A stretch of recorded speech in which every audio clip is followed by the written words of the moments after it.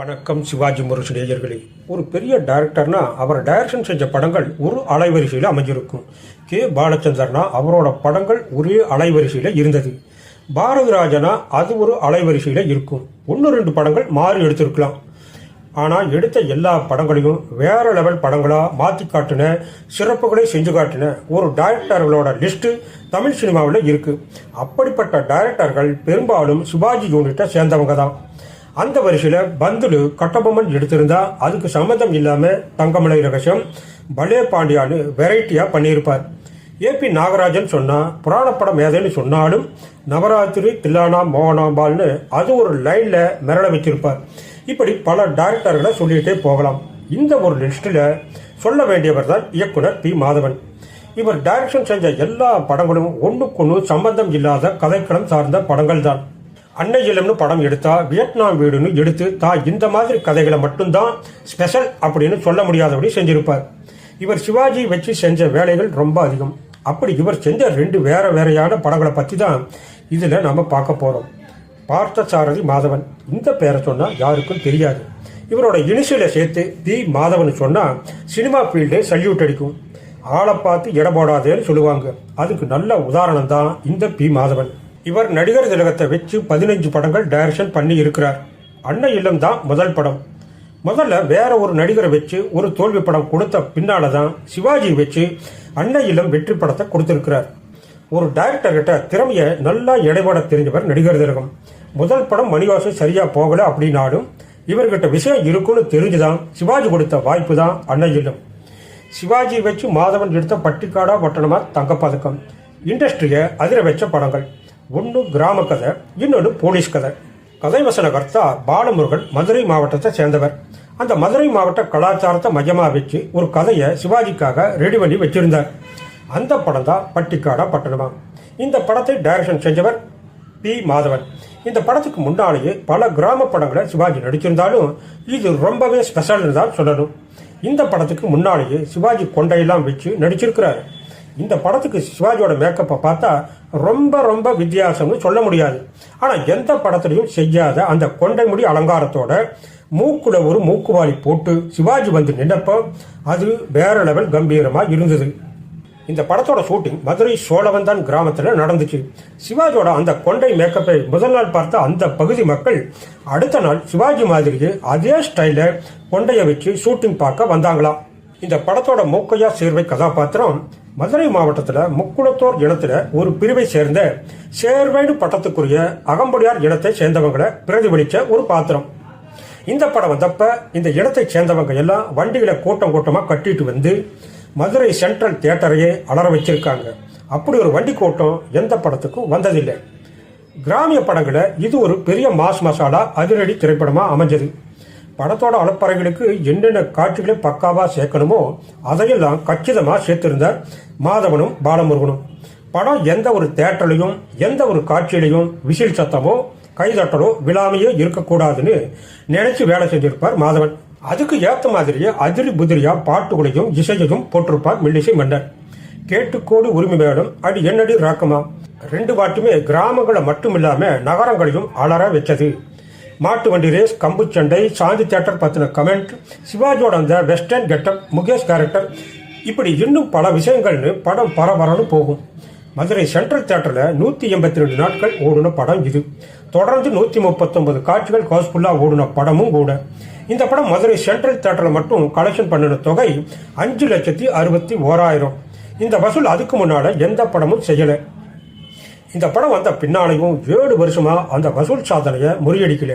1972ஆம் வருஷம் சிறந்த படமா மத்திய அரசு இந்த படத்தை தேர்வு செஞ்சது. பிலிம்பேர் பத்திரிகையும் சிறந்த படத்துக்கான விருதை கொடுத்தது. இந்த படத்தோட 100 நாள் வெற்றி விழா மதுரை, சேலம், திருச்சி நகரங்கள்ல அந்தந்த தியேட்டர்ல நடந்துச்சு. அந்த விழாக்களை எல்லாம் சிவாஜியும் பட யூனிட்டும் கலந்து கொண்டது. மதுரையில 182 நாள் வெள்ளி விழாவிலையும் மறுபடியும் சிவாஜி கலந்துகிட்டார். மதுரை மக்களோட கூட்டத்தால மதுரையே திணறி போச்சு. சிவாஜி ஜெயலலிதா ஜீப்பில் வந்து அவங்க வரவேற்பை ஏற்றுக்கிட்டார்.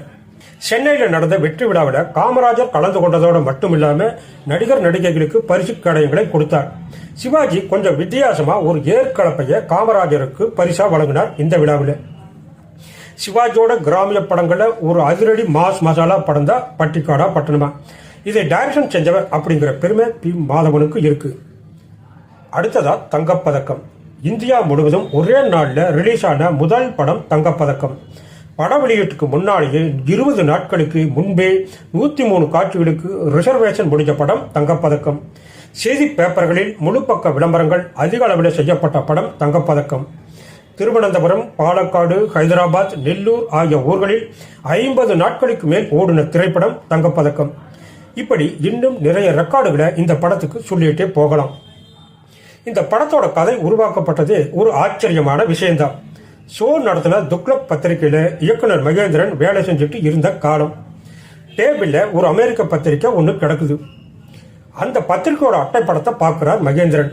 அந்த படத்துல ஆங்கில நடிகர் ஜான் வெயின் குதிரையில உட்கார்ந்து சாட்டைய வீசுற மாதிரி இருக்கு. ஜான் வெயினோட ஒரு கண்ணு கருப்பு துணியால கட்டப்பட்டிருக்கு. இதை பார்த்த மகேந்திரனுக்குள்ள ஏதோ ஓடுது, பொறி தட்டுன மாதிரி இருக்கு. அப்ப கிளிக்காச்சு ஒரு கதை. அந்த பத்திரிகையில பார்த்த படத்துக்கும் தன்னோட மனசுக்குள்ள தோணுன கதைக்கும் எந்த சம்பந்தமும் இருக்கிற மாதிரி தெரியல. ஆனாலும் அப்ப மகேந்திரன் மனசுல ஓடுன அந்த ஒரு வரிதான் தங்கப்பதக்கம் திரைப்படத்துக்கான மூல விதை. அதை அப்படியே டெவலப் பண்ணி திரைக்கதை அமைச்சுட்டார்.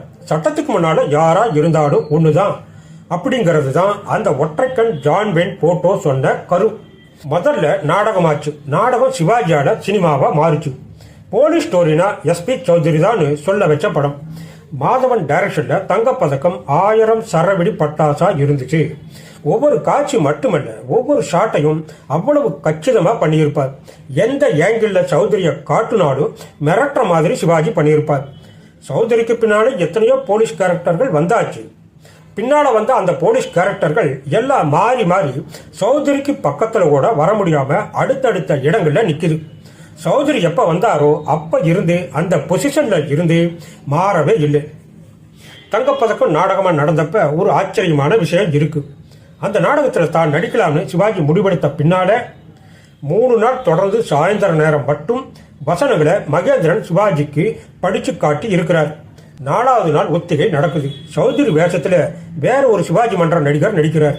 சிவாஜி அந்த நாடகத்தை பார்க்கிறார். எல்லாரும் நடிக்கிறத கவனமா பார்க்கிறார் சிவாஜி. 5வது நாள் நாடகம் நடக்குது. சிவாஜி எந்தவித ஒத்திகையும் செய்யல. அன்னைக்கு மத்தியானம் நாடக அரங்கத்துக்கு வர்றார் சிவாஜி. சாப்பிட்டுட்டு கொஞ்ச நேரம் ரெஸ்ட் எடுத்துட்டு அவர் ஒருத்தரே தனியா நடிச்சு பார்த்துக்கிறார். கூட இருந்தவங்களுக்கு கொஞ்சம் பயம், அதிர்ச்சி. இடையில வசனம் ஏதாவது விட்டு போச்சுன்னா எப்படின்னு. சாயந்தரம் நாடகம் மியூசிக் அகாடமி ஹாலில் நடக்குது. உட்கார இடம் இல்லாம கூட்டம். நாடகம் ஆரம்பிக்குது, முடியுது.